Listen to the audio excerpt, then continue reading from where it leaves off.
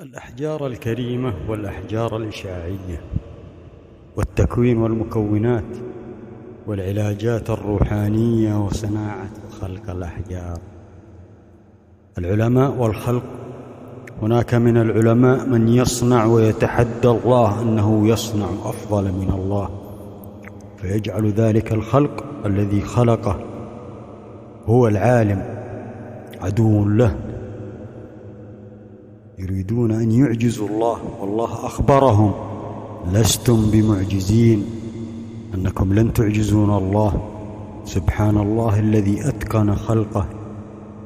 وهذه بعض نوايا القليل فقط، ولكن لتعلموها. وهذه أمثلة لبعض أفعالهم، يريدون أن يتحدون الله. الله هو الواحد الذي يملك كل هذا الكون ويدبره بحكمته، ويسمح لبعض المنافسين الذين يظنون أنهم سيصلون إلى خلق شيء يتحدون به الله. فلا تتحدوا الله، اطلبوا من الله ما تمدوا به الخير.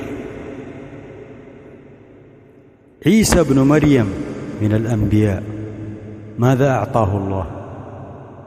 قال: يصنع شيئا كهيئة الطير فينفخ فيه فتدب فيه الحياة. بأمر من؟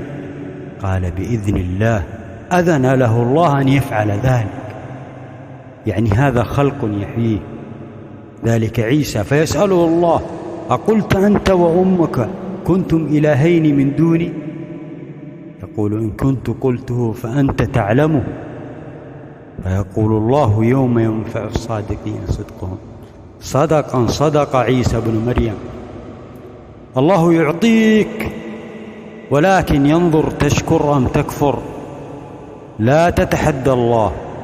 العلماء، بعض العلماء أكثرهم من المؤمنين، فلا يتحدون الله، يخلقون الشيء. هناك من يخلقونه وهو يتحدون فيه الله في خلقه، فيخرج لهم ذلك الصناعة أو المصنوع فيكون وبالا عليهم. فكما مرت قصص من العلماء أهلكوا في مكان واحد، لأن الغاية ماذا؟ أن يتحدوا الله. إلى أين ذاهبون؟